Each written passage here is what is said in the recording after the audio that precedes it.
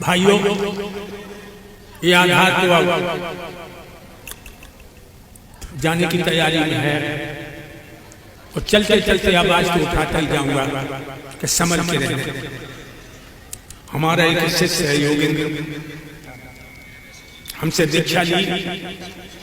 एक भागवत में हमने जाने के लिए कहा कि बेटा मैं 10 महीना बीमार रहा हूं, शरीर असमर्थ है, चले जाना। उसे खर्चा में 10,000 रुपए दिए, वो नहीं गया। हम पहुंचे वहां तो उन भागवत वालों ने हमें बड़ा अपमानित किया। दोबारा एक भागवत में आया, उसने माला डाली। हमने कहा तू मेरा शिष्य नहीं है, तूने मेरे आदेश का ही पालन नहीं किया। तो भक्तों, मैंने इसलिए नहीं कहा उसे कि तू मेरे मतलब में नहीं आया। मैंने ये कहा कि गुरु को परमात्मा से बड़ा माना गया है। गुरु बाड़े गोविंद में से देख लियो कर गौर, हर रूठे पर ठोर है, गुरु रूठे न मिले वो ठोर। परमात्मा से बढ़कर के गुरु को माना है विद्वानों ने, हमारे संत भगवानों ने। लेकिन जब बात उसे बहुत बुरी लगी, उसने चारों तरफ कह दिया मेरी बहुत बड़ी बेइज्जती हो गई। मैंने ये कह दिया कि बैठ, तू मेरा शिष्य है। तो बाकी जो गुरु के थे इधर उधर से फोन करना शुरू हो गए, गंदी गंदी बात। मुझे दुख नहीं है, मैं जब से समर्थ हुआ मैंने अपने वंश को उजाले में लाने की कोशिश की। मैंने पढ़ाए सिखाए कि हमारे जाने के बाद हमारे वंश में दीपक जलते रहे, कोई दीपक बुझ न जाए। लेकिन हमारी जो आज गुरु बनते हैं सो मेरे सिखाए हैं, जो आज गुरु बनते हैं सो मेरे सिखाए हैं।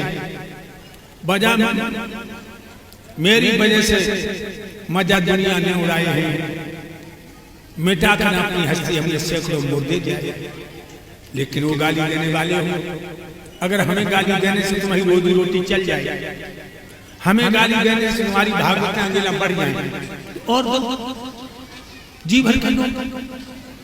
अरे तुम्हारी गाली हमें लगी नहीं पाएंगे। किसी के लिए मनिया डर करो और बाने मनिया डर नहीं लो तो लौट के उसी के पास आ जाए।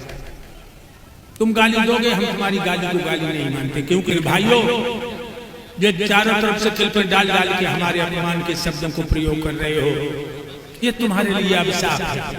इसलिए मेरा यही कहना है कि ये गंदी बदबू न छोड़ो, कर्मठ बनो, आगे बढ़ने के लिए स्वाध्यायशील बनो, प्रभु के प्यारे बनने के लिए प्रभु का ध्यान करो। मेरा यही कहना है।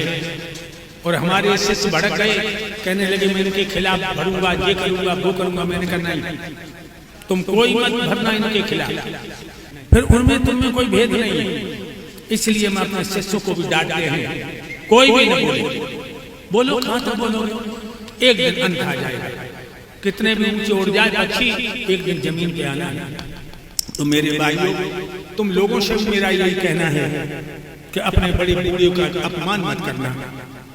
तुम्हारा बुजुर्ग तुम्हें एक बार गलत भी डांट दे तो उसे भी वरदान मानना। हमारे शिष्य हुए सूर्य चेतन, ब्रजेश,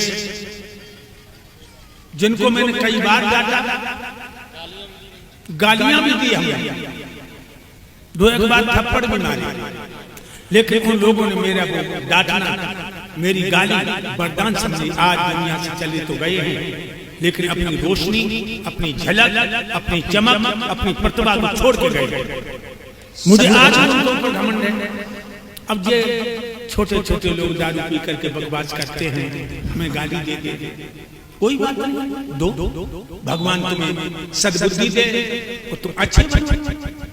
कि एक हमारा बहुत शुभचिंतक पुण्यात्मा नरेंद्र शर्मा, जो हमारे इतने शुभचिंतक हैं, आगे पीछे हमें आगाह करते रहते हैं। एक बार तो मैं उनको अपना गाइड ऑफिसर कहें तो गलत नहीं होगा, उन्होंने जब भी कहा होगा तो हमें धैर्य, तसल्ली और अच्छी तरह सुझाव दिए। सुंदर, उन्हीं के कारण मैं बोल गया हूं कि जो लोग हमारे खिलाफ बदलू छोड़ रहे हैं, छोड़ो। एक दिन परमात्मा सत्य को तो सामने लाएगा और सत्य धर्म का प्रचार कभी रुक न सकेगा। बादल में अधिक देर सूर्य छुप न सके। असुर अन्यायियों के जब तमंचे तीर चलते हैं तो सच में मरने के लिए आधार की धूनी मचलते हैं। सगी बुरकी लगी दिल की बुरी होती, कोई बेदर्द क्या जाने, पतंगे किसी ले जाकर के पावक में पजलते हैं। इसलिए लोगों, ये छोटे छोटे बच्चे बचपन छोड़ करके इस तरह से हमें बदनाम अपमानित करना चाहते, लेकिन नहीं, गलत है। तुम मुझे अपमानित नहीं कर पाओगे, मेरे प्रभु मेरे साथ हैं। और आप लोगों से भी कहना है सदा भाइयों के साथ में भाईचारा निभाना। अगर छोटों पे गलती हो जाए तो डांटना, समझाना, क्योंकि गुरु शिष्य को डांटता है। गुरु कुम्हार शिष्य को मुँह गड़गड़ काटे कोट और नीचे हाथ लगा के ऊपर मारे चोट। कुम्हार जैसे घड़ा को सुंदर बनाना चाहता है, पीट पीट के थापी मार मार के, उसी तरह से गुरु भी अपने शिष्य को कसौटी पे कसता है।